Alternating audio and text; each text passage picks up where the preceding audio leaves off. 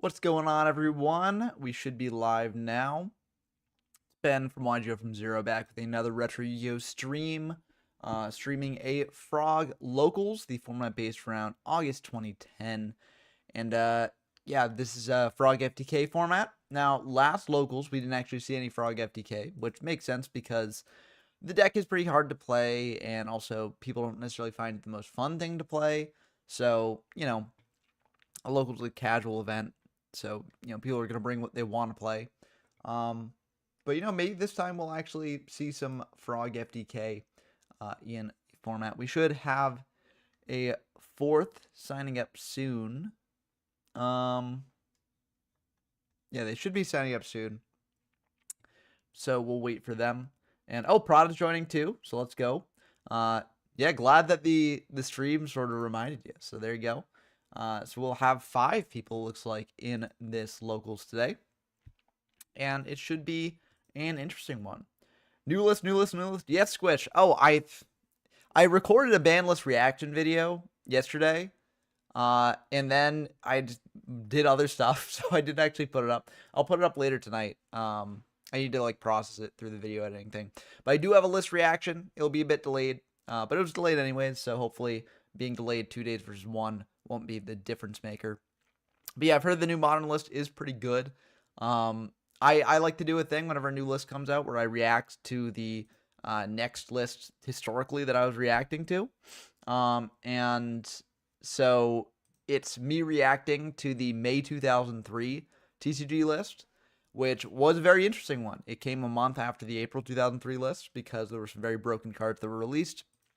And it did some good things, but it did one very glaring, not so good thing. So, look forward to my reaction to that. It's just a short little reaction, which actually kind of fits with, where I'm at just in life and on the channel and stuff, where I haven't had as much time to work on the channel. And for that format, I wouldn't have been playing the game anyways because, it was just so nasty. I mean, in real life, I wasn't playing the game because I was a bit young. I was playing it casually, of course, but not like at super competitive level. But yeah, it's a fun reaction. So I'll put that up. Yeah. But for the new modern list is pretty good. I don't know much about the modern game, so 4-player locals. I mean, we've had it before. We'll have it again probably. It happens. It's not a popular format. I haven't been able to put out as many videos or make as many community announcements or events and stuff as I would like to because I've been busy with grad school and work, and so it's been rough there. But yeah, it happens sometimes. But looks like Prada's going to sign up. We're going to have a 5-player locals because we got PJ in there as well. So once Prada signs up, then we will be ready to go.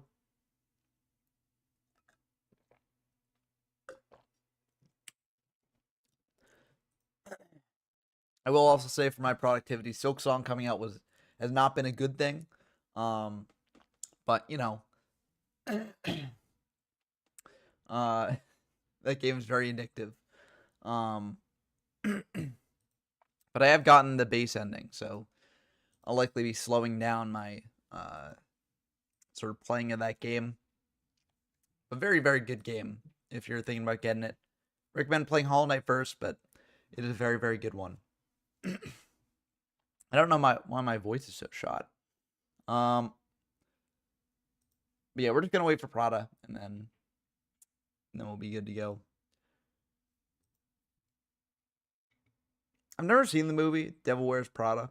I've heard good things about it though, but I'm not really the biggest movie watcher, which seems kind of weird.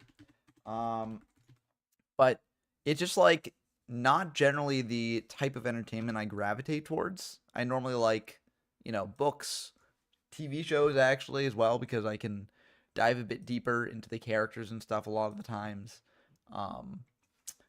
Yeah, it's kind of weird. I don't know why.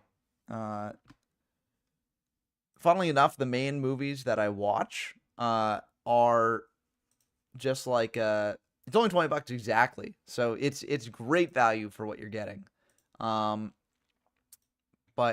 yeah, I play games as well. That's get a lot of value out of those. Like, I like things that you can really dig your teeth into over a long period of time. So, funnily enough, the main movies that I watch are things like the Marvel movies and DC movies, which, you know, I'm sure a lot of people will be like, whoa, why are you doing that? Those are just sort of like, you know, blockbuster slop, right?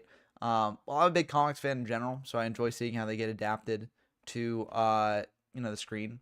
And also, they're building a larger universe, so that's the sort of thing I like. But we are going to be doing Edison. It will happen after Lightsworn format, and I will be collaborating with Edison YouTubers. So that's my plan for it, just like I did with Goat, where I'll be reaching out to Edison YouTubers and setting up those collabs. I just have not had time to actually make like any like long form videos like I have in the past. So, you know, that's been kind of rough, but my term is ending soon for grad school, and then there'll be like a week or two in between when this term ends and the next term begins. So that means that I should hopefully have time to make some more videos there. And then we'll also get those Edison videos done. The main reason why I'm doing a frog tournament this month is one, you know, I just did a sort of rewind format tournament, you know, last month where we went back to Yada. Or was it Yada? Or was, Yada tournament just wrapped up. I see. I'm already so, you know, so much going on. It's tough to keep track for me. But yeah, we just did one last month, and so I don't want to just, you know, keep stacking them up. But yeah, go for it, Prada. I mean, you can just, you know, pause when you need to play. But okay, give you Blondie versus Black Muffin. We got the game going on here. I'll mute these sounds. But yeah, there is a lot in Silksong. There's like every time you think that you found all the areas in the game, you find another area and you're like, damn, there's more. But yeah, it's really fun. Yeah, it's just great stuff. There's like one area that I did not like. But other than that, I've liked every area I've found. I've liked, you know, all the boss fights pretty much. Just great stuff all around. Yeah, but wait, there's more. Exactly. So, and it's just really, really fun stuff. Especially if you get like a build that you like. I like that there's more player expression in the game than in Hollow Knight. Where like Hollow Knight, there was some expression with what charms you used and things like that. But the Knight just had basically, or I guess he wasn't the Knight. He was the Bug. He had basically his basic set of moves, and that's what he did. And you just had to work with that. In this game, you can mix up your move set. You can use tools that greatly change how you approach a fight. A lot of very cool things that you can do. So I think that this is a game that will be fun to like potentially go back and replay just with different crests and stuff and trying different, you know, tool setups. So yeah, it's great. I love it.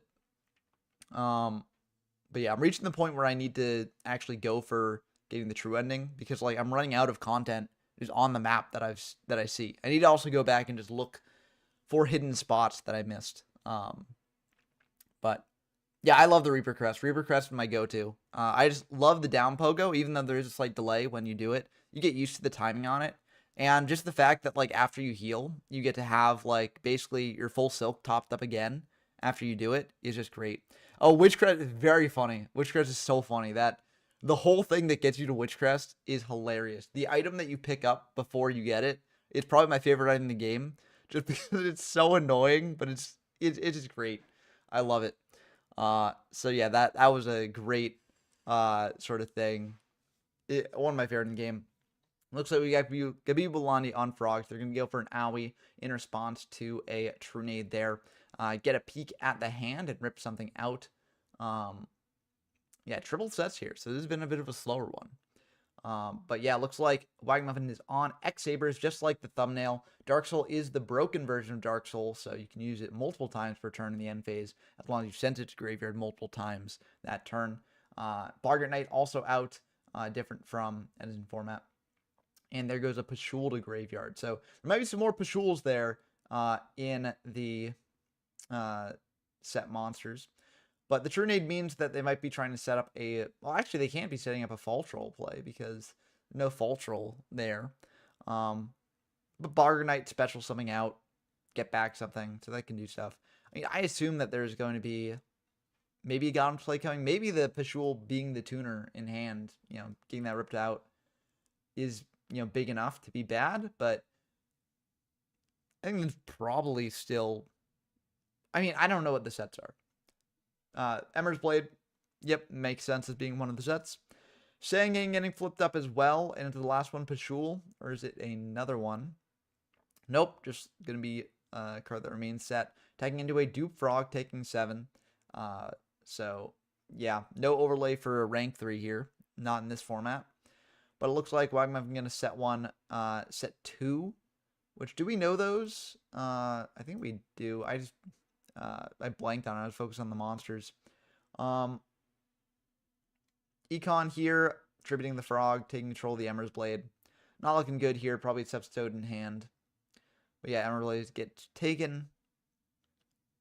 Shroom Frog comes back again. I assume Substode's coming down here. Heavy Storm, dealing with the back row. Hitting the TT and the Gotham's emergency call. And you can't use that because the Emmer's Blade was up. I honestly don't know why they set the emergency call there with only one X-Saber engrave. That's kind of rough. But yeah, I mean, this is probably going to be, if not the, oh, Caius. Okay, so it seems like Frog Narcs and not Frog FTK. But yeah, banishing the Dark Soul, so that's the set. Yeah, the Pashul getting lost really did hurt the turn. I don't know why they took 1000 to Earth. So yeah, it looks like they're gonna pass though on that. Pashul can get them back into it though, because you go summon Bargain Knight, special summon out Pashul, and then that's that. Because Bargain Knight's, I believe, special summons an X-Saber when summoned. Could be wrong. Not an X-Saber that's legal in Edison, so I'm not as familiar with it as the rest of the X-Sabers, but yeah, I don't know. X-Saber's just like, I get that it's got the broken Dark Soul stuff, right? It's just, I feel like it's not really good enough in this format. And my reason for thinking that is like, you know, yes, you get to add a bunch of stuff to hand at the end of your turn. You get to do Gotham's loops, right? Which is pretty nuts if you're able to hand loop, right? But like, if the other decks pop off, they're okay. Light and Darkest Dragon's pretty good at stopping the Sangan, stopping a lot of other stuff, honestly. Yeah, there goes it into the Sangan. Sangan gets negated here. Can't do anything on chain since it's damage step. But yeah, it's just like, I don't know, you get a lot of card advantage, but like, think about what Frog FTK is doing, right? Frog FTK is like just killing you, right? I mean, it's kind of tough to justify it, you know. Either killing you or setting up a board that's so tough to deal with that, like, even if you rip the hand, you know, you're still in a really bad spot. So, I don't know. I'm kind of shocked that Guido Blondie is not playing Frog FTK because they're like the FTK guy. But I don't know. Maybe they just wanted to not think as much for this locals. Bargain Knight coming down, so yeah, it will use its effect, but then that will get negated by Light and Darkest Dragon. But then Light and Darkest Dragon will drop down to 1800. Yeah, it isn't. It's a trigger effect, I guess, but either way, it activates. So, yeah. But Light and Darkest Dragon going down to 1800. Now, as a note, you know, Bargain Knight can't actually deal with the Dupe Frog, but now the Light and Darkest Dragon is not big enough to get over the Bargain Knight. So, makes sense there. And also, Light and Darkest Dragon, you know, if Chloe summons out a Monarch over it, right, then Light and Darkest Dragon will pop the board. No, I don't think that works. Don't think they can do that. Okay, yeah. Yeah, you have to go down all the way, yep. Yeah, so now you can summon out Mobius, pop that, and the Light and Darkest Dragon. It's used up its effects, but like, oh, that's interesting. I maybe would have last turn booked down the Dupe Frog, attacked over Light and Darkness Dragon. Oh, I guess it would have been negated, yeah.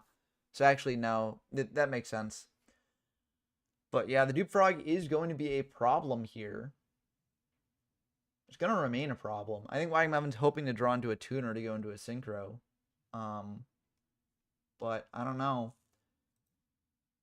It's going to be tricky here. Lane Darkness Dragon can't negate anymore, though, so that's nice.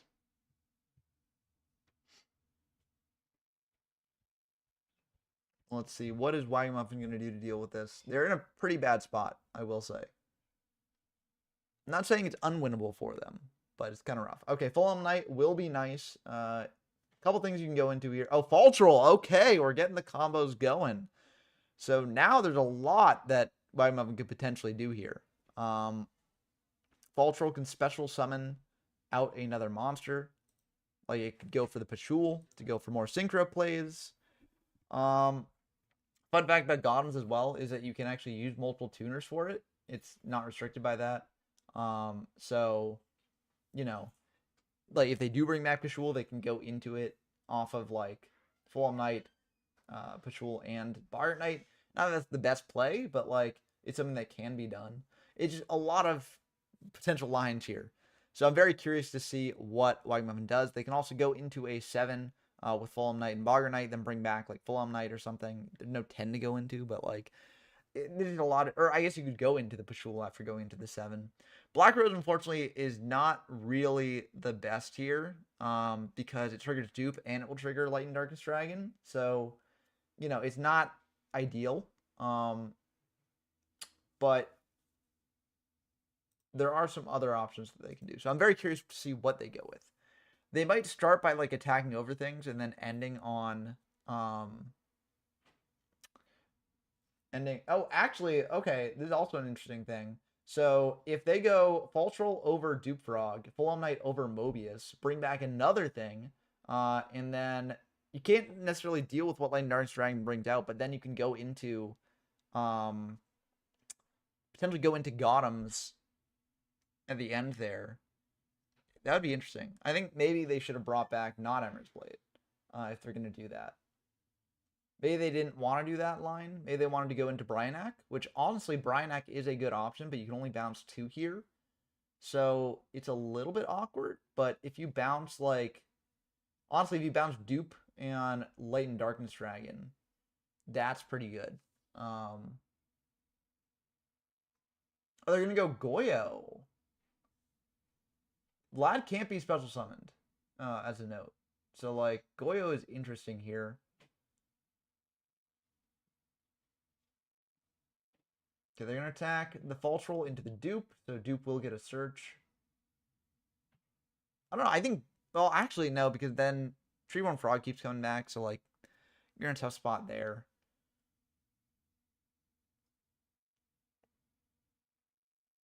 Yeah, I just don't necessarily like how... I think the play would have been bring back, instead of... I mean, you could bring back Emmer's Blade as well, but I think what you do is you go Fulham Knight into the Mobius after you deal with the Dupe Frog. And then you beat over the Light and Darkness Dragon. And then you go into Gotems at the end of the turn. I mean, I guess you don't have too much to hand rip. So, yeah, I don't know. It's kind of a tough spot either way. Yeah, Goyo just getting over the Dupe. I don't think you take the Dupe. Not that you do take the Dupe. I guess the only monster that they can attack, but won't this give them another search?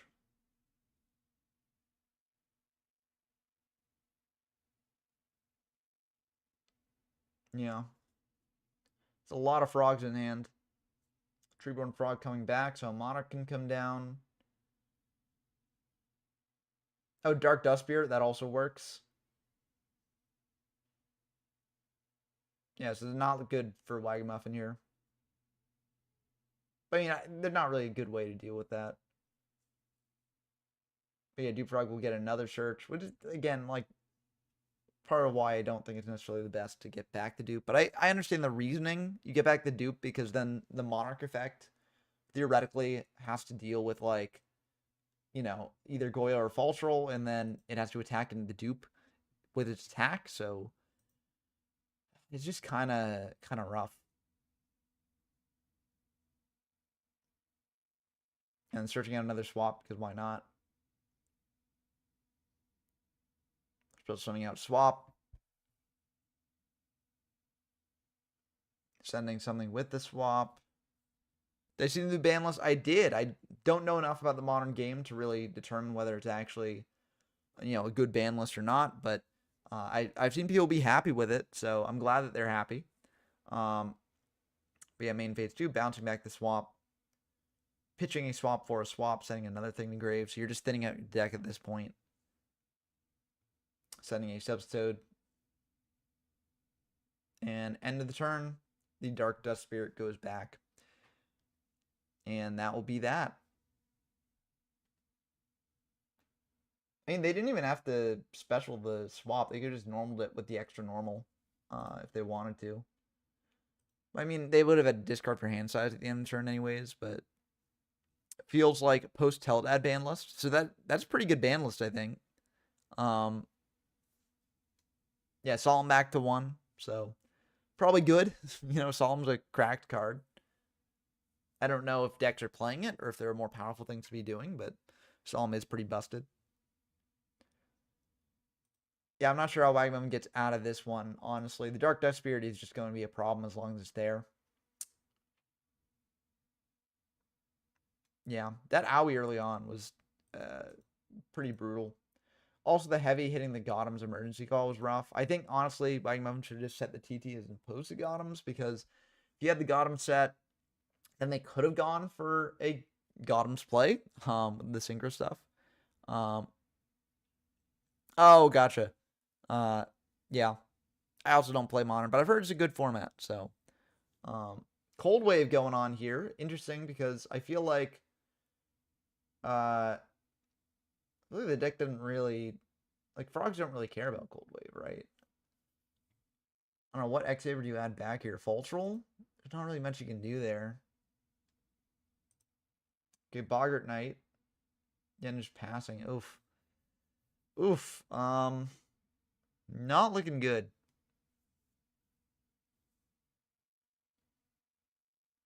I will also say, like, version of Frog Monarchs here, it can do a lot with a little, as opposed to X-Sabers, which kind of need a lot to, actually get started. The idea is that once you get started, once you get the Dark Soul looping, is that you'll have a lot for next turn too. But if you don't have that lot, then it's like you're in a kind of tough spot. They're going to go for another lad here, so that's probably going to be the end of the game. I don't see how you come back from the lab with 2 cards in hand. And also like 500 life points. Yeah, it's not looking good. But yeah, I mean, Obedience School is kind of busted, just in general, so makes sense. It just needed a deck that could utilize it well. But yeah, that's going to be the end of game 1. Okay, let's see if we can check out the other game going on. PJ versus Helio here. Seems like Helio is on Infernities, another deck you can play because it's got the Barrier now. It's also got Beetles, which I'm pretty sure Beetles might have been in Edison, but Barrier definitely was not. Launcher was not, so you have those now. PJ also playing Frog Narc here, so seems like we got a lot of people playing Frog Narc. Haven't seen anyone on Frog FTK, but Prada could be the one. I don't know. I actually, since my term is ending, I might actually play in the monthly, and I'll probably try and bring Frog FTK, even though I'm not good at the deck. I feel like it'll be useful getting in the reps for when I eventually make a video on it. But yeah, apologies to anyone who faces me in the event, because I'll probably be on that. Have your Hanawadas ready. Although I'm not sure I'm confident enough to do that. Oh, Mirage is a good draw there. So you tribute that, bring back 2 Infernities from grave. DD Crow could be the difference maker here. Bring back Necromancer and Beetle. I mean, it's a bit unfortunate, but now, as a note, this still brings back the Beetle, because it says special summon them, not special summon those targets. So you can still bring back the Beetle. Beetle will just hit over the Frog. But obviously you want the Necromancer more, because Necromancer can then bring back another Beetle, go into other stuff. Yeah, it looks like Archfiend was banned earlier. Or not banned, banished earlier. And so, yeah, Kai's coming down. And this is not a good spot for Helio. Now, the nice thing about Infernities is that if they top deck like Archfiend, they're back in the game, right? You can do some crazy stuff if you top deck an Archfiend. But it looks like they did not top deck Archfiend. Even if they target, yeah, that's just it. But yeah, Infernities are a fun deck. I'm glad to see Helio repping them here. Let's dive in to Gibu versus Wagmuffin. Dust Shoot coming down, so now the hand rips on the other foot. But yeah. So it looks like there's Thestalos, Mobius times 2, or maybe 2 times dupe, and a Torrential. So that said the Torrential. So how's Wagmuffin going to play around the TT? How are they going to play around the Monarchs? How can they make dupe miss timing? Actually, everything that Clody's playing is dupe. Look at everything. They're all dupe. Let's see what Wagmuffin does. I wonder what the set is. I wonder if they set it out Emmer's Blade, honestly, because Emmer's Blade is not getting like value with its effect. Heavy on the TT. That will deal with that.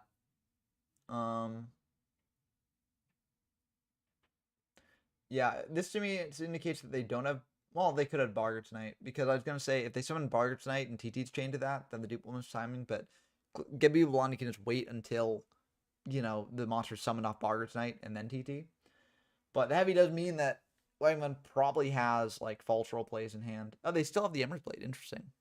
Can we get a pre-powered the element format local next? I'd love to see more modern formats. I don't think anyone would play that, honestly, just knowing my community. Not to say it's a bad format, but I just don't think that we get people playing it, right? I mean, the reason why people are playing Frog is because it's like coming up on the channel schedule, right?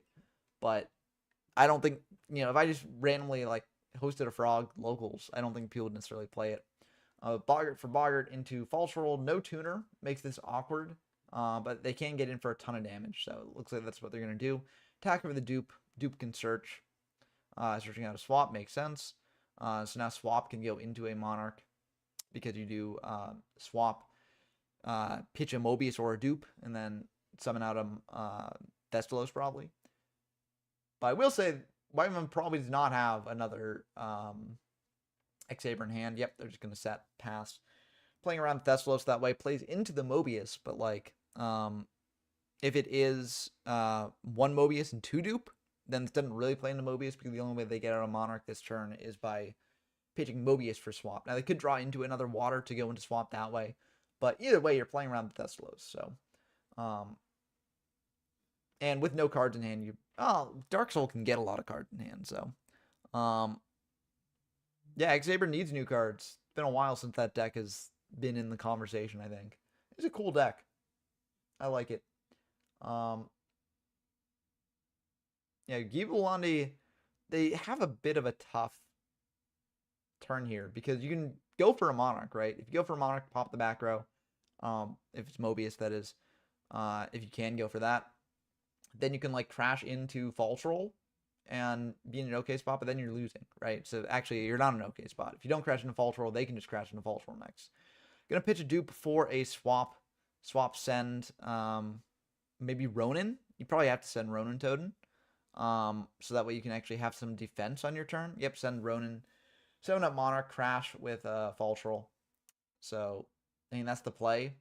And then bring back Ronin to just wall off. So, makes sense. But, yeah, popping macros, it's a 1-for-1, which is not useful right now. But you can go 1-for-1 for Dark Soul, which is why it's there. But, I guess 1-for-1 for Raigura would be the play. There's an argument that Wagman should have gone 1-for-1 pitch like a Boggart Knight, go for Raigura, bring back Boggart Knight, and then do the play.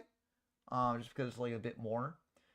Interesting that they did not get rid of the false roll there. Yeah, they're going to set a back row. Okay, so it seems like they had 2 dupes and 1 Mobius. So the back row is new. Unknown what it is. Can't be TT. Could be Mirror Force. But we'll have to see what Wagmuffin does here. They can go false roll, bring something back. They don't really have the best things to bring back here. They kind of needed a tuner. Yeah, if you can't get into dark... Oh, there's a tuner. Yep, so that will probably do it. What do you go into here? You could go into Hyunlei. Hyunlei is actually kind of cracked. Hyunlei wins you the duel, I think. Yep, there's Hyunlei. So pop the back row. If it's like a threatening roar, then it's something, but no, it's just an owie. Honestly, no, you can't even shotgun owie. Yeah, you can't do shotgun owie. Just to rip the card out of hand that they drew. But yeah, Falter will bring something back, and this should be at the end of the game. Yep, there it is. And yeah, that is game 2. So it seems like X-Saber's putting up a fight. Although Frog going first is a bit scary because they can do a lot there, especially if Clody sides into Frog FTK. Speaking of scary, it seems like Infernity is doing something pretty scary here. This looks like it's not turn 1 because PJ has 6 cards in hand. But it might be like turn 3. And yeah, a lot of barriers set. Yeah, I mean, this is... I don't know what PJ does here to get out of this. If I'm being honest. I assume those are 3 barriers. And they got... Oh, man. Oh, and they've got a battle phase, too. Yeah, so that will also... I mean, if there's Gores that can wall off a little... Okay, Battle Fader will help. Looks like that's fine. So no already set barrier. So Battle Fader at least helps them from taking damage, but I mean, this is not good. It's not going to be good for PJ here. You can go for a Monarch, but that gets negated by barrier. So, like, you can't really go for a Monarch. I wonder if you can... Does barrier negate summons? Because there is a world in which you go for a Monarch, don't use the effect, and then attack over the Archfiend. It was like, I think Kaius is a you can. I could be wrong. BrainCon going for Goyo there, and Helio thinking about that. You got to barrier that, because otherwise the Goyo just hits over the Archfiend, then you can't use it. Okay, it's Spell Trap and Monster Effect, so it's not summon, but yeah, definitely needed to barrier that. How many more barriers are there? Probably a fair bit. Yeah, you gotta have the Infernity in attack mode as well, so yeah. PJ thinking here.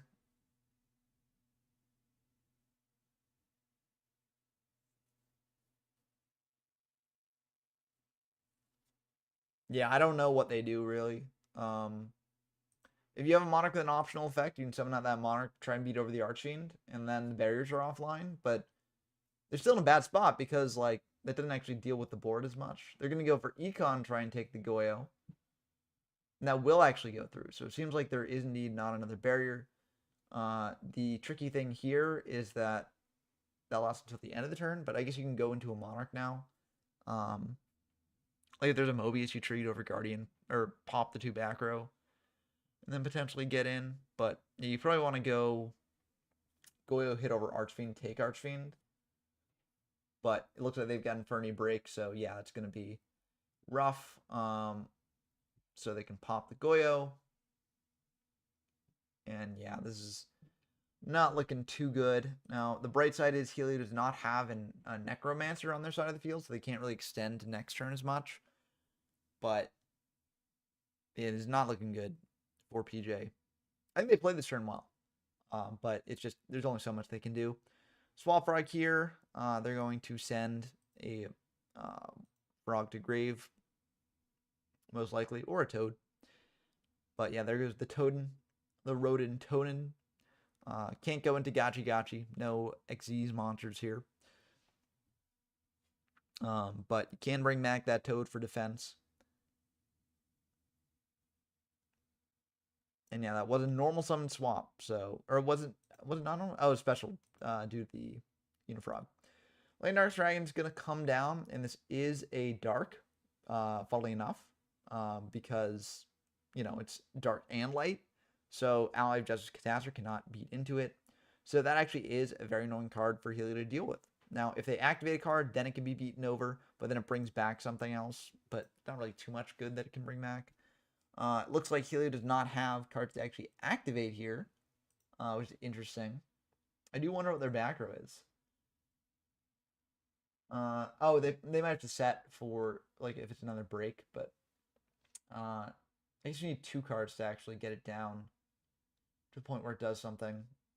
So yeah, rough stuff. That Lightning Darts Dragon can just attack into the Archfiend there. Honestly, There's an Archie Engrave already. So yeah, probably good to do that. So that way there's no like barrier online. Yeah, Lad holding down the fort. Again, if Helio gets 2 activated effects, or actually no, just yeah, 2. If they get 2 activated effects, then that will be able to stop the Lad. But otherwise, they're in kind of a tough spot. Yeah, attacking over Stygian makes sense there because Stygian can get another attack if it's able to beat over the Lad, which would then beat over, whatever else they had. But Helio in a bad spot, not drawing into those Archfiends. If they draw into Mirage, then that's pretty good. But they're in it's a tough position for them. Actually, it's not even a good position if they draw Mirage because that just is 1 negate. They're going to go for a Crow here and bait out the Lad negation. So Lad will negate that once, so it's down to 2,300. And now they need 1 more activation here to get that thing to a point where Catastrophe can attack over it. It looks like they're not going to have it, so that is unfortunate. Oh, Dust Shoot. Dust Shoot will be the last activation they need to drop that Lad down to a point where it's manageable. So now if PJ summons out a Monarch, right, then the Lad will actually pop the Monarch. So it's a bit tricky here.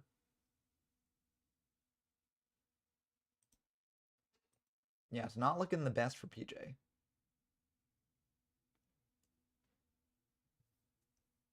But I mean, it's not looking the best for Helio either. Like, they're both in kind of an awkward spot. PJ does have more cards in hand, which is pretty good. But Helio's playing Infernities, so you can just top deck into something that just gets you back in the game. Latin defense, its defense also decreased. So, yeah, so it will be able to be beaten over here, but at least you don't take the damage. Helio's setting another and just going to battle. Tagging into the Lad there. Lad bringing back a monster. Bring back the swap. In attack mode there. And it will be able to get its effect off. So they can send a Treeborn potentially. Just to have another tribute fodder for next turn. If they got another Lad in hand, they just bring that out. It'd just be like, now deal with it again. But yeah, I mean, there's honestly an argument for actually not attacking into the Lad there with the Catastrophe last turn, because Lad kind of makes it annoying to summon out another tribute monster, right? And negating PJ's own stuff. So if Helio has things that they don't want to get negated by the Lad, then it makes sense to do this. But if they don't, then they should probably just leave it on field. But what's done is done. We'll see what happens here. And we'll see if Helio actually has stuff to do. I mean, there's also the argument to get the Lad off field, so that way if you draw into an Archfiend, then that's online. But you've gone through 2 Archfiends already, so it's not the most likely thing that you'll top deck into the 3rd. So yeah, I probably would have just left the Lad there. But again, we don't know the back row. The back row could be things like break. It could be just things that deal with what is going on here. LPJ has been allowed to go into the main. Okay, there's a Caius tributing down. Swap bouncing itself back to play around Mirror Force, I guess. And now the Caius tagging in there for 24. Will that go through? Helio thinking about this. Helio is going to take it. Okay. Yeah, so I maybe would have kept the Lad around if I was Helio. And then you can always attack into it. If you draw like Mirage, you can just summon up Mirage main 2 and just go into it that way. So yeah. Setting another. Passing back. Not looking too good for Helio here. Treeborn coming back again.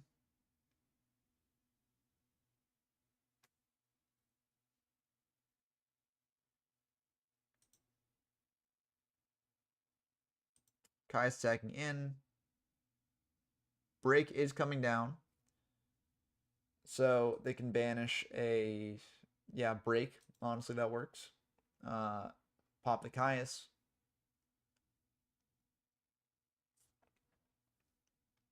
And then what's going to happen now?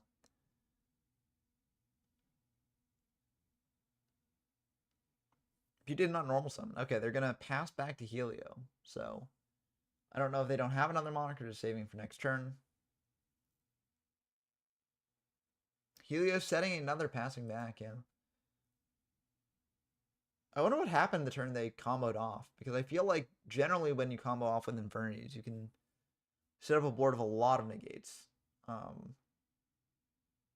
guess it's harder when you don't have DXG's monsters to go into, but yeah, I guess it's harder in this format. This episode coming down, it's going to try and use its effect. Will that go through? Looks like it will. So it's not going to look good for Helio here. Probably. Yeah, swap in hand. But, you know, 2 more swaps potentially in deck. Going for a dupe right away.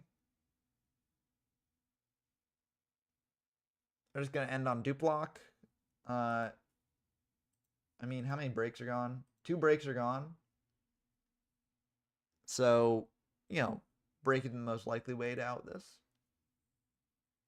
That being said, there are probably some synchros that Helio can go into that can out it. Like there's a world in which they go Archfiend into Launcher into... Okay, they're going to bring out Swap here. No effect. Interesting. So they might have Ronins in hand, maybe? But yeah, it looks like they're just going to go Swap and Toad in.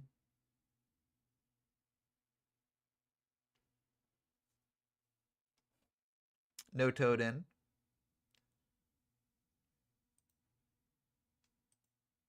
Swap bouncing back to hand. Is there going to be another dupe, or is it just going to be the Substoad preventing the... Oh, bouncing back the Toad. Interesting. This to me says that they've got another dupe in hand. That would be my guess. Okay, it looks like they drew into Archfiend probably. They say finally, but like they only had 1 in deck, right? So it's not the most likely thing in the world. But yeah, Archfiend should get everything online here. You can go Archfiend into... I'm pretty sure Launcher is not limited in this format. Yeah, you can go into Launcher. Yeah, Launcher. Send Launcher to grave. Now the issue is that if there's a DD Crow, then that can make things awkward. But you probably go Necromancer and Archfiend here. Yep, Necromancer, Archfiend. There is a world in which, like, if Peaches get DD Crow, you DD Crow the Necromancer. But, like, I feel like, yeah, they are going to DD Crow the Necromancer. But there is a Heroes Rule number 2. Wow, okay. That is an interesting tech card there. So, yeah, that will negate the Crow. Necro and the Archfiend will come back. Archfiend will get its effect here. Search out another card, probably another Launcher, if that is around. Okay, looks like they're going to get a Barrier there instead. Setting the Barrier. Necromancer, bring back another thing. Probably an Archfiend. Okay, going for Beetle. That's going to get DD Crowed there. That might be the end of the turn, if I'm being honest. You can't go into Xyz monsters here. Yeah, I mean, there was an argument for going Necromancer Beetle instead of Necromancer Archfiend, but I think, like, every day of the week you're going Archfiend, Necromancer. Those are the highest power things. There's also an argument for going Necromancer, Necromancer, so that way you just guaranteed have access to Archfiend. Like, that is a way... Oh, actually, there's only 1 Necromancer in grave, so you can't even do that. So, yeah, I guess Launcher was semi-limited here. Otherwise, they would have gone to 3rd Launcher. I assume. Because you can sync with the Beetles and then use Launcher to get things back, and it's kind of busted. But now that their combo was stopped, they might not be in the best spot. We do know about a Barrier here, so Barrier can stop things from happening. Okay, it looks like Gibi Volandi won against Wagamuffin, and they'll be facing off against Prada in the next round. But I do want to see how this game plays out. So Dupe Frog's going to get banished to bring back a Toad. We know about Substoad in hand.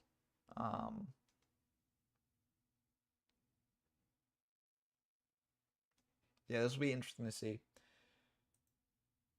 Both these decks are decks that, like, it's interesting because both these decks are decks that, like, if they're able to get their combos going, they generally win. And both these decks have gotten their combos to go off somewhat, but have not been able to actually secure a victory here. So it's curious. Must be like awkward hands or awkward draws or something like that. But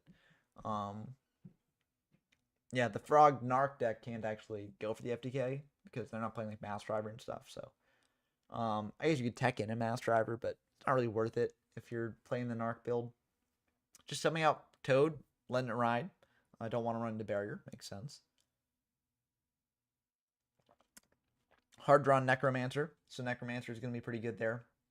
One Necromancer is going to try and bring back Beetle. Will that go through? Looks like it will go through. So now you can go into a 6. You can also go into a 9. So you can go into Mistworm, which might be the move. Sending Necromancer, Archfiend, and Beetle. Now, as a note, Necromancer is a soft one per turn.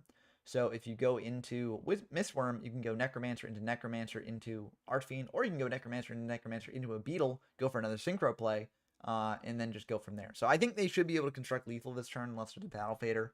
Actually, Barrier prevents Battle Fader from being really part of the picture. So, yeah, this is... If Helio structures this right, then this should be lethal, I think. So let's try and play along at home, work out the lethal line. Mistworm's definitely happening. So you go into Mistworm here. Bounce 3, you probably bounce Swap, Dupe, and Ronin. And then you leave the Toad because it's 100 attack. Go for Necromancer on another Necromancer. Necromancer for another Beetle probably.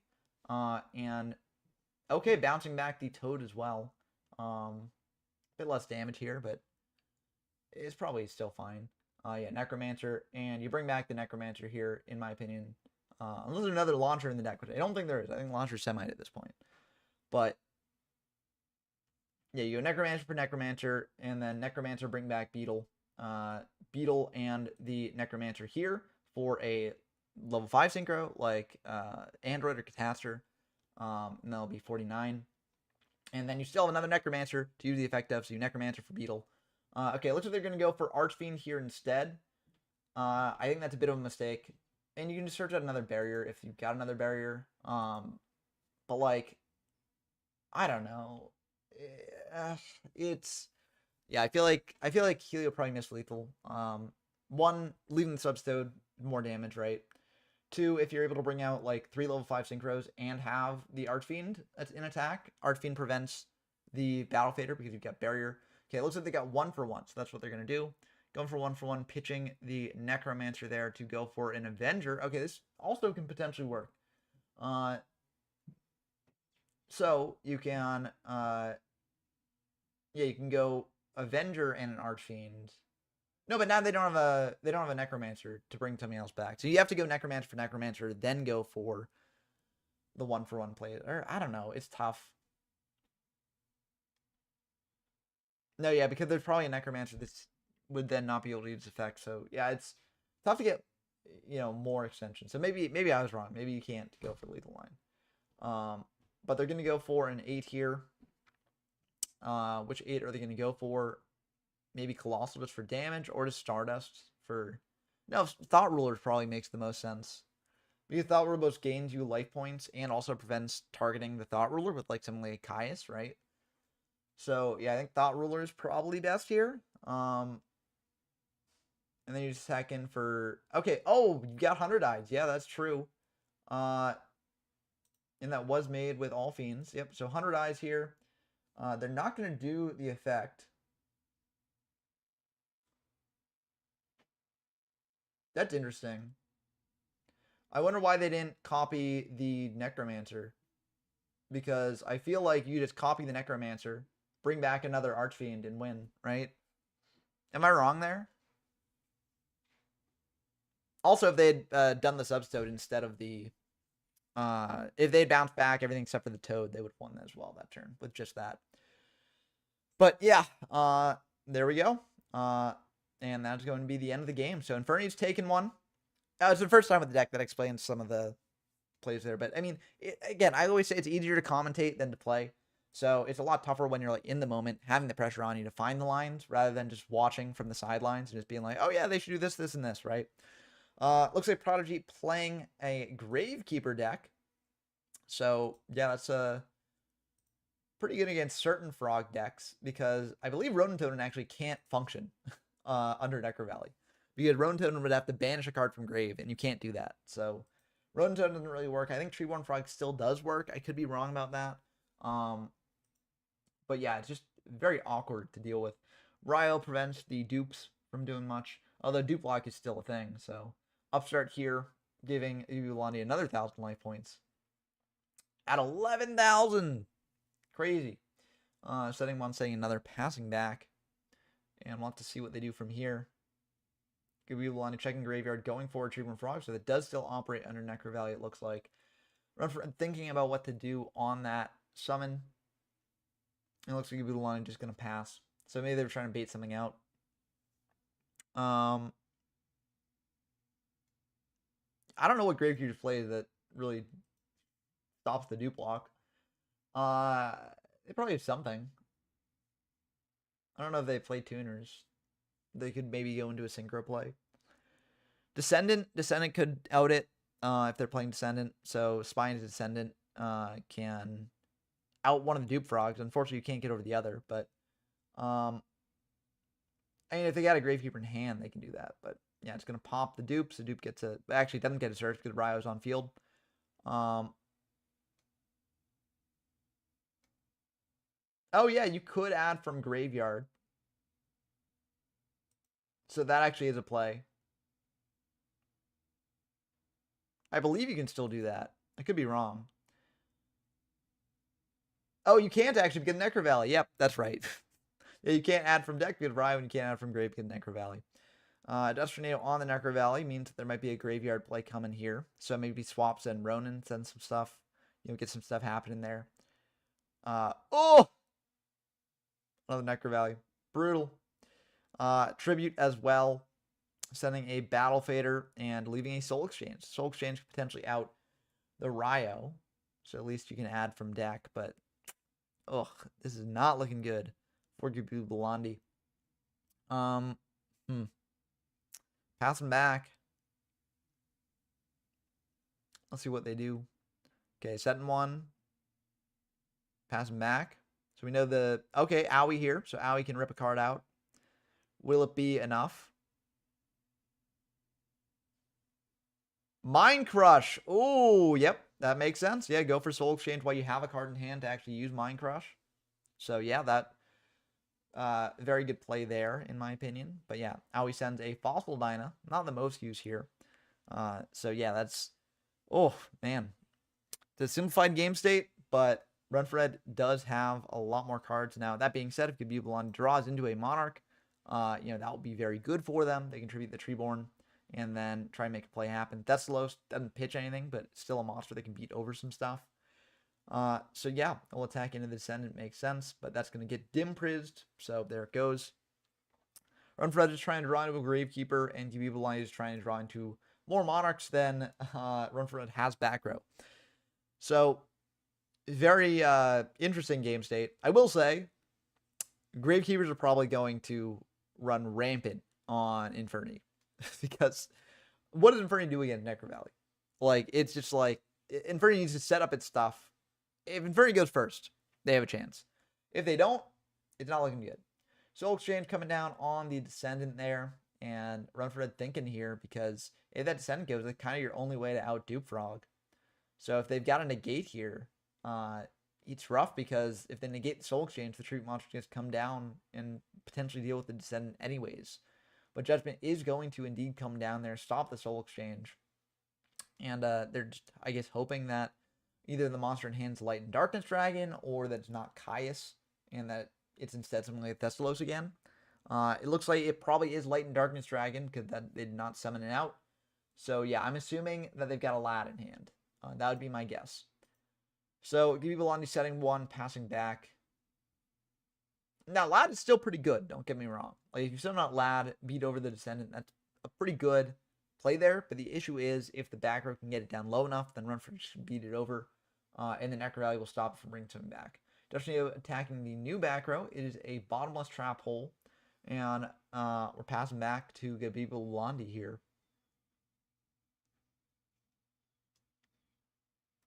Passing back again. Yeah, it was a tough game. APJ, welcome to the chat. Those were pretty intense games. But yeah, it's tough when Fernie gets going. But yeah, Chloe's also on Frognark, not the FDK, it seems. Because they definitely went first this game. And they did not, it looks like they're still on Narc. So I would have assumed that they would have brought FTK, but maybe they're saving that for the tournament itself. Or maybe we're just going to get no Frog FTK players in the tournament, except for me, because I think I actually have time to play in this one. So I'll try and bring that deck, get in the reps, and see how I do. But Run for Red is thonking here. What are they going to do?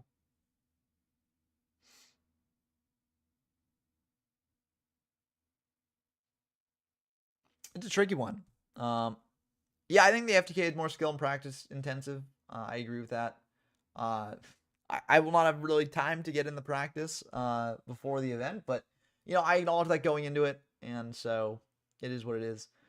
But yeah, now that they finally drew into Gravekeepers, they popped the dupe, and they're in a much better spot here. So if there is indeed a Aladdin hand, which I do think there is, oh, Dust Spirit, interesting. Okay, that might have also been the reason why. No, it doesn't make sense to Soul Exchange a Dust Spirit. The Dust Spirit pops anyways. So, yeah, but Dust Spirit is going to pop the board there. Attack in for 22. That's going to get Mirror Forced, so you can't just keep bringing that out. And back to Run from Red. So they got another back row there, passing back. Now that their monsters have been cleared, I will say give Beautiful Blondie in a much better position. Yeah, I feel like people sticking in simpler decks makes sense. Kai is here. What's it going to go for? It's going to go for Necro, just one of the back row. I personally think Necro makes sense, but I also don't know how much more Graveyard Recursion Cloudy actually has. So it might not really matter there. They're going to go for the back row there, chain a TT to blow up the Caius. So that is the downside to going for back row instead of something like Necro. But yeah, another back row there. Now, Give Me Milani is lower on cards in deck, which actually could come up if this game goes for long enough. Oh, that's pretty good. Yeah, that this might go to deck out. This might go to deck out. Oh man. Yeah. Yep. Yeah. I mean, no heavy's been used up from Beauty Blondie, so heavy can get them back into it, but oh man. Dust Shoot here as well. I don't know why you Dust Shoot. The win con potentially just deck out at this point. Okay, there's a lad in hand, so I think that is what they had earlier.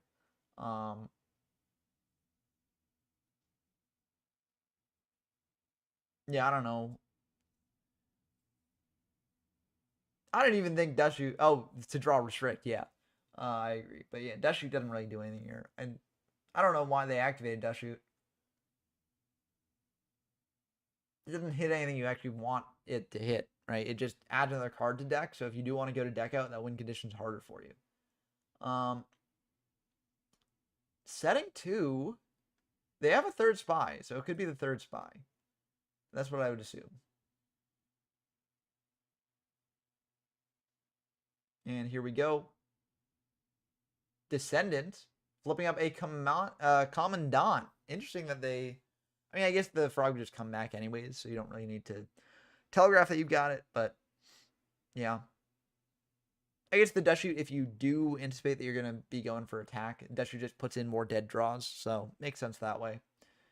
Yeah, Descendant attacking into the frog. Commandant attacking indirectly. Setting another, passing back. And then the Commandant can always pop just a set monster if a monster gets set. I mean, how many dupes are there? There's one dupe left in deck, probably. No Toads. Some Ronins probably around. Cold Wave getting activated. Anything getting chained to that? I'm curious what they're going for here with the Cold Wave. Because they need to deal with the Restrict. Or else they can't really do anything. But yeah, Prada's giving us a taste of things to come. Very true, because Gravekeepers, when they get, what's the name of the card? It's not Oracle, but yeah, Mask is still in effect. It's a continuous. It's not activated. So it will still be good under Cold Wave. Recruiter, yeah. It called Gravekeeper's Recruiter. That's crazy. It doesn't negate Oppression because Oppression activates. So you can't activate the effect under Cold Wave. But you can just keep Restrict up because there's a continuous thing applying to the field, just like how Necro Valley also applies under Cold Wave. But yeah, Descendant and also the Commandant. Yeah, so Cold Wave doesn't do anything on this board specifically, so it's just rough. Not looking good for Run for Red. Probably the Econ there, I would assume. MST dealing with it anyways. Oh, right, Break. Okay. I was thinking it was Econ because Econ can change the battle position of one of the monsters to keep them alive for a little bit longer, but Stell, that's going to be the end of the game. Yep. Yeah, that's a rough one. Yeah, Restrict kind of just shuts down the deck entirely. But they need to draw heavy. If they didn't have heavy, then not going to work there. But anyways, we're going into the finals between Prada on Gravekeeper Stun and Helios Strider on Inferni. So matchup definitely favors Gravekeeper Stun because it's like it's just kind of rough. But yeah, like Inferni's rely on the graveyard so much. Yeah, let's do a vote. Let's do a poll. Who will win? Infernities or Gravekeepers? Starting the poll now. And let's see, they're playing the game. Now let's do a vote. Let's see what people think. Now, the matchup isn't unwinnable for Infernities. It is just good luck, no fun. Yeah, playing a Gravekeeper Stun deck makes sense why you'd wish that. If Infernities go first, though, they can pop off enough to potentially win. So this Rock Paper Scissors honestly might decide the game. Okay, there we go. Infernities going first. Infernities going first. Hold up. We might have a game on our hands. If Infernities can pop off turn 1, then they're in a good spot. If they can go for like Archfiend, set up barrier, all that stuff, then that would be good. But let's see what they can do. They got to clear out that hand first. Let's see. You're thinking here. Yeah, GKs are kind of. I mean, they're a deck that they're a deck that's around, but like it's definitely not the most pleasant deck to play. Foolish here going. I wonder why they set a card first. But they're going to send Archfiend. This implies that there might be a Necromancer in play. Setting another. Going for Beetle here. Activating 1 for 1. Okay, that makes sense. Sending a Crow. Going for probably Mirage, I would assume. A shame they had to normal summon here. But yeah, going for Mirage. They do have to tribute the Beetle here to then bring out more Beetles.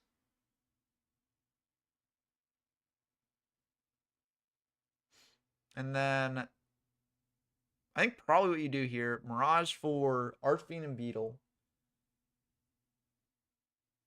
You probably search out Launcher here because then you can sync with the Beetle and the Archfiend. Go for Launcher, bring back the Beetle and the Archfiend, and then do more stuff, right?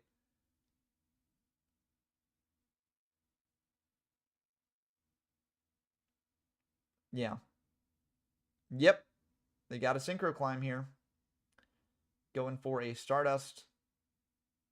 I don't know if there's a level 6 Fiend there, but no, GK can be good otherwise. It's just a stun deck, right? So like if you get the right things going, like just any setup honestly with GK, with the stun part, and you're able to lock down the opponent for long enough, the deck has inevitability, right? Going for another Launcher here. So they can go into more Synchro Climbing stuff. I wonder if they have a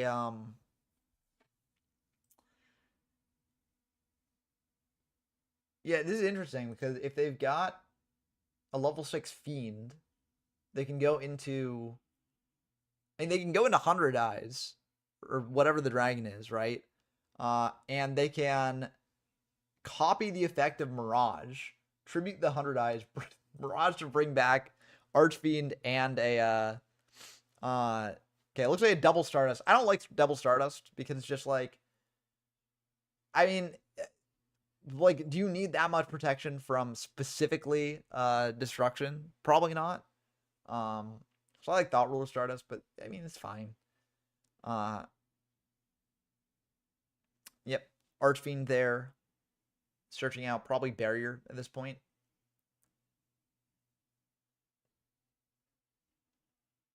No, he sent oh, he needs to send a 6. Yeah, you got to send a 6. I thought he went for a 6. Yep. I'll message.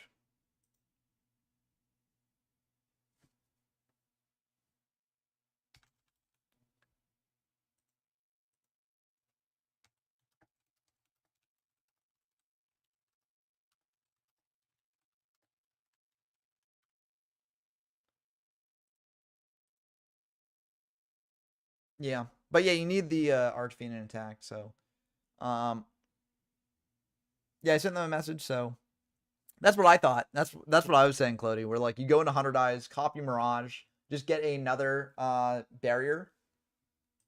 So that way you have 2 barriers set up. I think that would be the play normally, because then you've got Stardust, double barrier. So yeah, but it's tough to know, right? But you also need a level 6 Fiend for that. Like, so I don't know if they've got a level 6 Dark Fiend in the extra deck at this point. Like what would be the level 6 Dark Fiend? Is let's see. I'm just gonna quickly look here.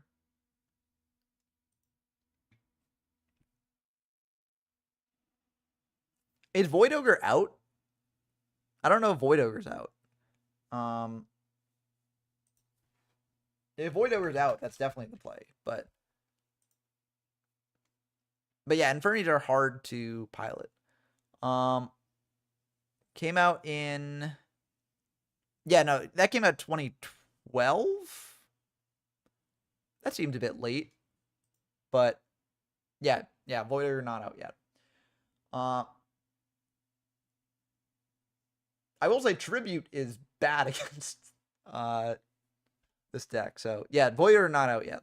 If Void Ogre was out, that would definitely be going in. Now it came out like 2012, so that would be like around the time Xyz and Infernities were around.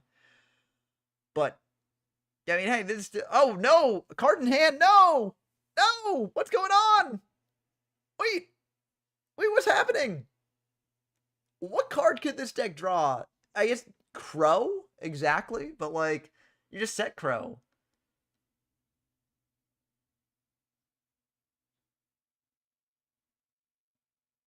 Oh no.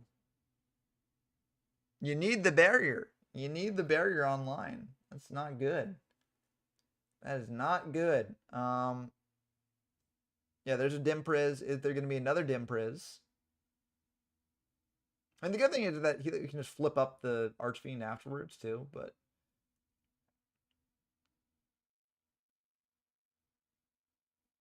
I think you just attack with the other Stardust. You just go for the other Stardust, right? No! No! Wait, no, it was. Oh no, it was a spell trap. Oh damn. I always say it is easier to I mean, I guess you just wait for Barry to be online, but like the issue is, oh man, now Ryo can come down, Ryo can beat over the Archfiend, and then you don't have Barrier online. I mean, they might have break.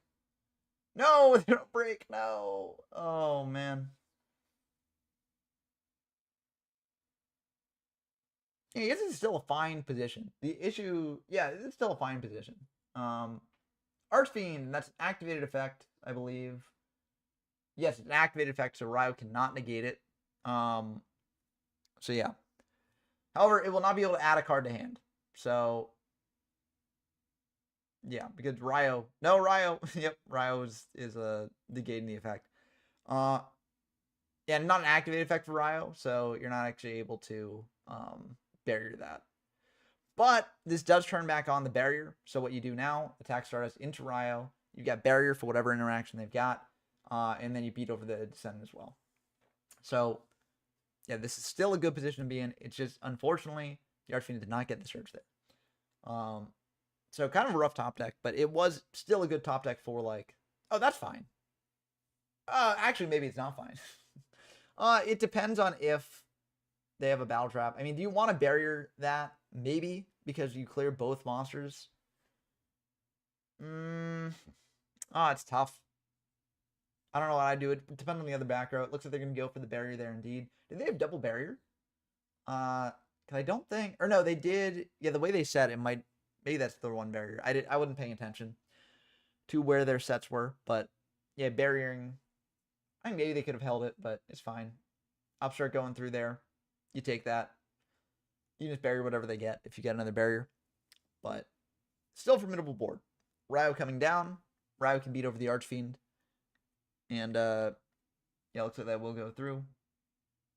Mantu saying another, passing back. But yeah, then the question is, do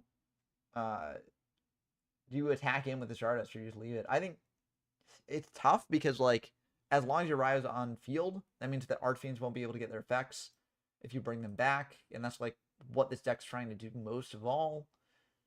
Yeah, I don't know, it's tough. Okay, it looks like they got Grepher. And it looks like they are going to attack into this. And it looks like that will go through. So, yep, there's one, and then there's the Grepher attacking in for 17. And Helio is back in the saddle. Yeah, so pretty good stuff for Helio here. Run for Red setting another, but it's kind of desperation at this point. I mean, there could be a Fossil Dyna set there, right? But I don't know. It's looking kind of tough. I'm not sure Stardust can negate Fossil Dyna. I don't know if it can. Okay, looks like it's Descendant, and then Grepher attacks in for 17. And yeah, it's just not looking the best. Spy would be pretty good here. But nope, nothing there. So this is lethal on board. Dust Tornado on the new back row, and that's going to hit Starlight Road. Oof. Yeah, this is I mean, I feel like Helio probably has this. Allure, just blind alluring, see what they get. They're going to banish a Plague. Going for MSC on another back row, just in case. And Runford's just going to scoop it up. They're like, yeah, I can't deal with that. Yeah, good game one indeed. Very, very cool stuff. This has actually been a very intense game. But, yeah. I guess the double Stardust was good enough. So it did make some sense if there's Dimpriz there. But it's funny that Runford didn't really have many destruction effects at all. But yeah, this definitely is a die roll format in my opinion. Now Red goes first. They could potentially set up like a Necro and stuff. But unfortunately, unlike with Helio, they have less combo potential to actually get into their setup. They just kind of hope that they got to draw it, right? Which they can do. But like the thing that like Infernities and like Frog FTK and even Frog Narc, like the thing that they can do very well is just get into their first turn setup, like first turn, right? They go first, they do their play, they get set up, that's all they need, right? Whereas with like something like a stun deck, you know, you can draw into your thing that just shuts down the opponent, right? And if you do draw that and you shut down the opponent, you win the game a lot of the times. However, if you don't, then you're in a bad spot. So, yeah. Like I would say that the decks that are probably going to be the best in this format are the decks that can most consistently get set up, right? Because all the decks that are doing stuff in this format are doing broken stuff. The issue is the speed at which they're getting to that point. And it looks like we've got a Commandant getting pitched. So here's the Necro Valley. Yeah, so that's going to be a tough game for Helio. I mean, there are ways to do it, but Crystal Beast, all-time best deck. I could see it. I do love Crystal Beast. I tried to play around with it a little bit in like Perfect Circle, but unfortunately did not do enough. But it is a very, very fun deck, to be sure. Not sure how well it would do in this format. Didn't really get any new support to help it here, but, you know, maybe there's stuff it can do. But Run for Red thinking. Necro Valley getting activated there. Doomcal also getting set up. So Doomcal's kind of annoying to play through. And setting one pass from back. Can Helio deal with the Necro Valley?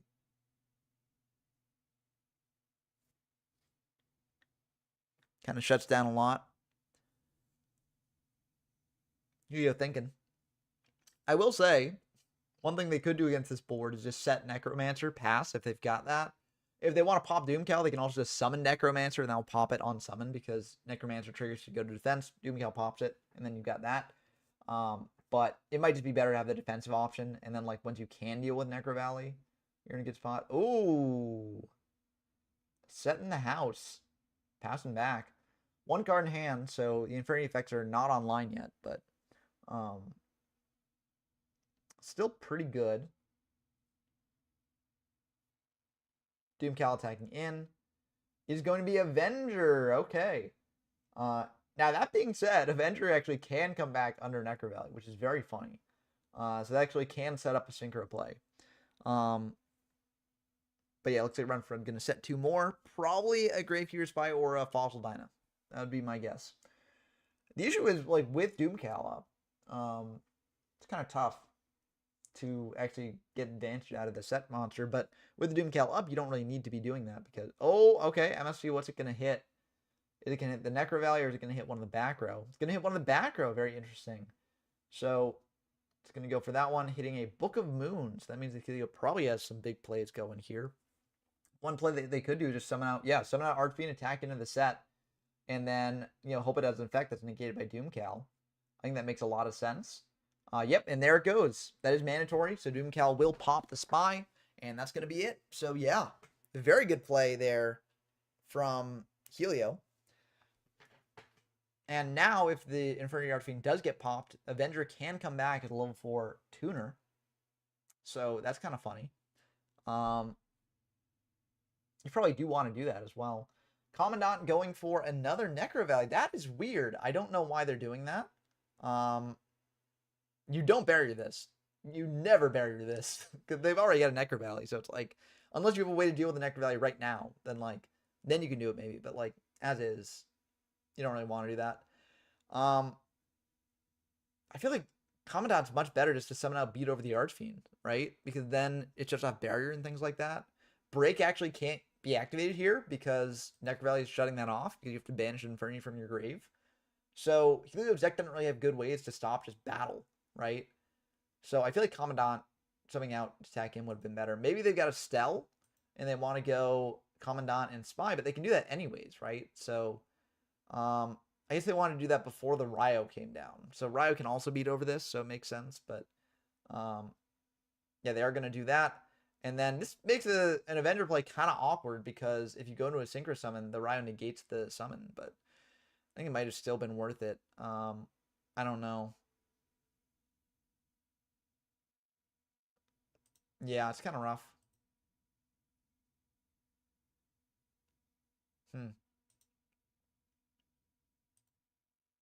Dust Tornado on the Necro. That's a bit concerning for Run from Red. Now, the Ryo being up does mean that... Okay, Launcher. Okay, Launcher makes sense. Yeah, Ryo being up means that, it can negate a Synchro Summon. Also, the Archfiend won't get his search here, so it's kind of awkward that way. But still a good draw. Because you can go into a 5. Ryo negates that, but at least you cleared the board, right? Kind of awkward because they had another Necro Valley in hand, so I guess that's why they searched the Necro. But yeah, going for a Stygian Sergeants, but that will get popped by the Ryo. So actually intense game. Intense gameplay going on. Now that Ryo's gone, a top decked Archfiend will get into a fair bit. And also, the Avenger is still online. If Inferni Monster is destroyed, Avenger can come back. Necro Valley coming down yet again. Stell, yep, there's Stell, so they did indeed have that. You can go for Commandant and Spy. Now, do you set the Spy or do you go for the Commandant and just get aggressive? I would probably set Spy. Yep, looks like they're setting the Spy. And yeah, that could be a problem, as Helio says. Now, the way it's not a problem is if you draw into Inferni, then you summon out the Inferni and attack, and then you've got your barrier set up. So, like, you can negate the Spy if it flips up. Okay, but it looks like they're going to set here, pass back. That means it's probably a Necromancer because Necromancer has to switch to defense upon summon. So yeah, not looking good. Because now the Spy can get out Descendant. Descendant pop the set. Avenger can't come back off that. And you don't have a way to negate it. So yeah, Necromancer probably the worst draw here that it could have been. If it is indeed Necromancer. If not, I think you just summon out an attack and just let what happens happen because you do have Avenger to come back as well. So the Descendant is going to tribute the Spy, pop a Divine Wrath. Oh, that's... I don't know why they set a monster there if they had Divine Wrath. That, that is interesting. I don't know why they did that, honestly. I feel like you set you keep the Divine Wrath up so that way they, you're popping the Descendant. I guess you get Plague to bring back, but like Plague you get engrave anyways, right? So like, oh man, I think they should have kept that in hand. I don't know what they... Yeah, there you go. Yeah, they realized it in the moment. Yeah. But yeah, and then the Descendant's gonna pop another. Popping the Inferno, which is not really gonna come up here. I guess it could for deck thinning, but like realistically not. There's a Beetle. So Beetle, you contribute that. Bring out 2 more Beetles. Probably in defense mode here, unless you've got a barrier. It looks like they don't have barrier. But yeah, those are both come in defense. And then pass them back. Interesting seeing Inferno get played. I don't think it's the best card in the deck, but it is something that you can experiment with. Set up the graveyard a bit better. Fossil Dyna is going to be nasty here. That might be the end of the game. Yeah. I mean, there are draws to get over Fossil Dyna, but like, that is brutal. That's a brutal card, to be sure. Can't summon that under Fossil Dyna. Nope. But you can normal summon it. So it's still a thing. No, yeah, you got to normal summon it. You can normal summon it, beat over Fossil Dyna, and then you've got a Vendor to come back after Archfiend. So at least it's something. But yeah, it's going to beat over Fossil Dyna. Get in for 6. Avenger's effect, by the way, like can trigger multiple times in the duel. So it's just a free blocker, right? Now, if Runfred's thinking of that, then they could just like, oh, I think it's better to pop because Avenger comes back and then blocks, right? No! Bring back Avenger! No! Oh, man. That's rough. Avenger's effect, like, never comes up, so it makes sense why they're not doing it, but it's just taking 2,000 extra damage that you don't need to take. Yeah, I don't know. It's... That, yeah.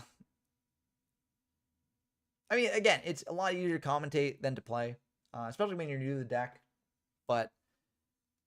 Yeah, Avenger, like, again, the effect never comes up really because you're just playing it because it's a level 1 tuner that you can 1-for-1 out, but like, it is a thing, you know? It is a card that you can do. What warriors are in the deck?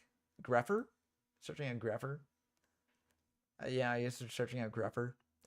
Yeah, it's not necessarily ideal here, but it's a set, I guess. But yeah. But see, they would have potentially still been, well, probably not because that's probably a spy set, but like, they would have had more of a chance if it had worked out that way. I mean, to be fair, Run for Red, if they were playing optimally too, they could have distributed a Descendant for a Descendant, popped the Archfiend, and then gotten around Avenger that way. But like, yeah, both players not respecting Avenger. It can bring itself back because, you know, just like Treeborn Frog, you know, it's not affected by Necro Valley in that way. But, yeah. That being said, Helio going first this game.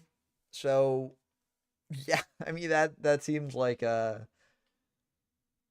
good for them here. And 83% of people say Infernities are going to get the win here, going to get the W. We'll have to see if they're able to do that, or if they'll get unlucky, which does happen, or if Gravekeepers gets lucky. I mean, there's a lot of different things that Gravekeeper's Son can do against Infernities. If they get their floodgates set up, then it's very annoying for Infernities to play through that. I mean, you saw that multiple times that game, with the Archfiend not being able to search under Ryo, with things not being able to come back under Necro Valley. Like, it can be very frustrating to deal with. But yeah, it's just kind of rough. Because, like, the main way that Infernities deal with, like, battle is Infernity Break, which Break can't activate under Necro Valley. And generally they're hoping to just negate enough stuff outside of battle to be fine otherwise, but it didn't always happen that way, right? Because if your opponent is playing big guys that can beat over your Infernities, then like, what do you do there? Yeah, and also no Necromancer draws, so you can't just set that to wall off, but okay, here we go. Will Helio be able to set up turn 1? Or will they have to just do kind of a rough play? Okay, it looks like they're setting a bunch, so they might be able to set up here. Set 4, set 5. Oh no! I mean, this could be fine. Death Shoot, I mean, that makes it pretty good.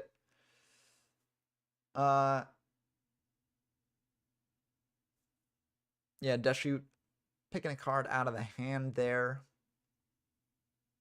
So you can potentially get like Necro Valley offline if you take a Commandant.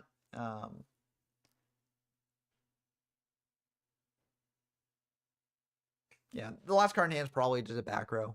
So they unfortunately could not commit it. Or they've got Divine Wrath and they're keeping something around for that. Yeah, it looks like it's a bit of a tricky hand. Yeah, GeoMyS, it would have been fun. I mean, you can still join the monthly though, so monthly would be pretty good. Yeah, Commandant getting sent back there. Mind Crush, okay, that explains the card kept in hand as well. Setting Necro Valley. Oh, that's, yeah, I guess because they could activate Necro Valley, then go for Commandant. So, yeah, that's fair. But yeah, pretty good. Yeah, Death Shoot Mind Crush. I mean, listen, they didn't set up their negate board, but that is still pretty good. Upstart coming through here. So, there it goes.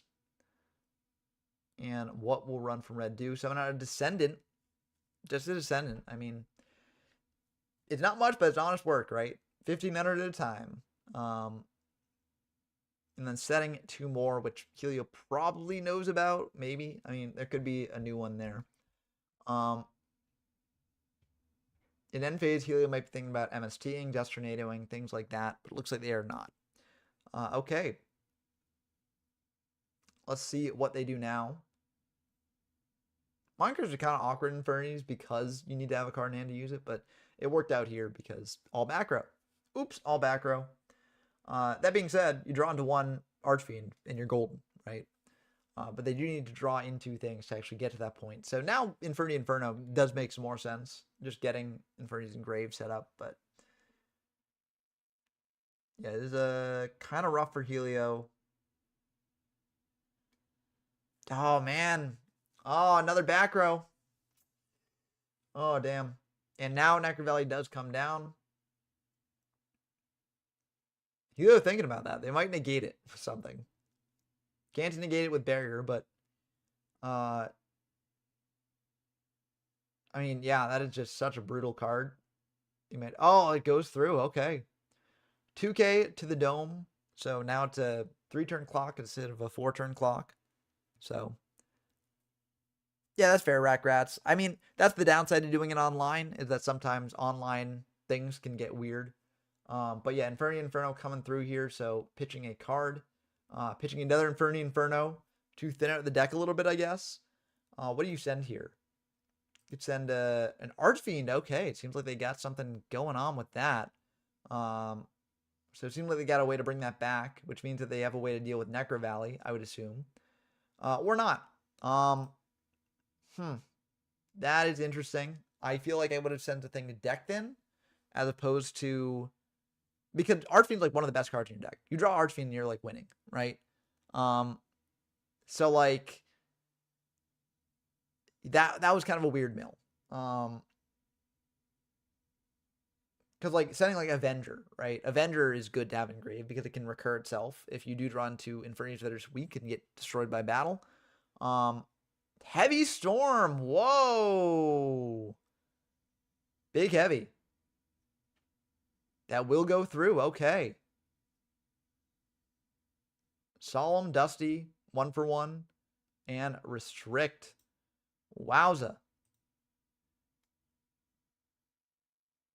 Sending 1. Oof. Probably a break, I would assume. Or maybe they just, really did not have a way to deal with this and they needed to get rid of the Necro. I mean, they milled the Archfiend, so like they can't complain about one monster if they milled the monster they want to draw. Rhoda for Grepper is something. Do you even attack into the center? You just set the Grepper? That's a question. Looks like they are going to summon out the Grepper attack in. I mean, you kind of have to do something here, but yeah, they'll get booked. Okay, that's not bad.